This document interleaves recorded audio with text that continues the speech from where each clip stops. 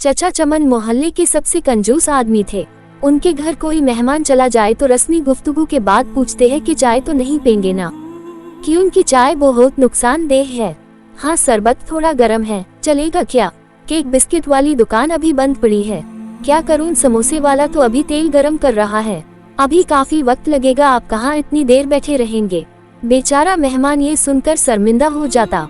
एक दिन दोपहर को किसी फकीर ने उनके घर का दरवाजा खटखटाया। चचा चमन ने दरवाजा खोले बगैर पूछा, कौन है? फकीर बोला, बेटा मेहरबानी करो, मुझे कुछ पैसे दे दो, मेरे पास सब्जी है, रोटी खरीद कर खा लूंगा। चाचा चमन ने बोला, जाओ जाओ, दफा हो जाओ, नहीं है मेरे पास पैसे। पता नहीं कहां कहां से ऐसे भिखारी आ जाते हैं, मांगने के लिए खाने से दिल नहीं भरता। चाचा चमन ने बेचारे फकीर को खूब बातें सुनाई।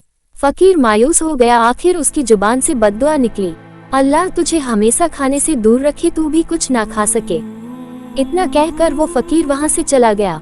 कुछ दिन बाद चचा चमन के पेट में शदीद दर्द उठा। दर्द इतना शदीद था कि वो तड़प उठा। घर वाले उनको हॉस्पिटल ले गए। हॉस्पिटल में चचा चमन के मुख्तलिफ टेस्ट हुए, आखिर पेट के दर्द का पता चल गया। डॉक्टरों ने हिदायत की कि 15 से 20 दिन तक हॉस्पिटल में ही रहना होगा ताकि मुकम्मल इलाज किया जा सके।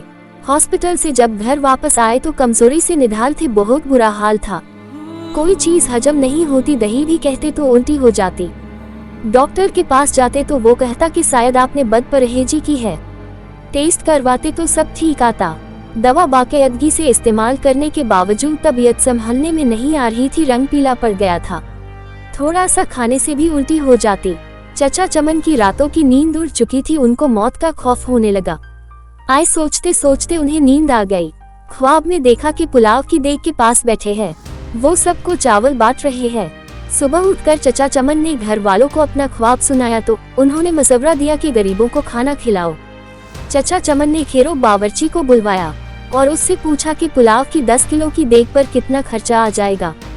बावर्ची ने खर्च बताया। चचा चमन 10 किलो की देग पर होने वाले खर्च का सुनकर बड़े परेशान हुए, लेकिन फिर सोचा कि शायद खैरात करने से मैं ठीक हो जाऊं।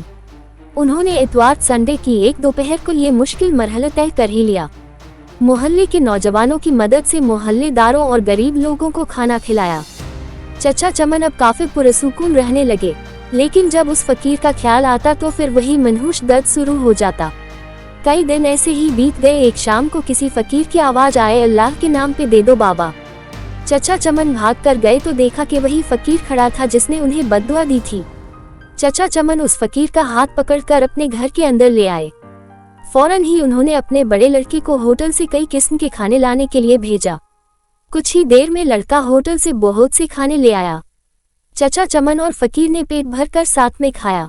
जाते वक्त फकीर बहुत खुश था। एक हफ्ता इलाज के बाद चचा चमन मुकम्मल तौर पर सेहतयाब हो चुके थे।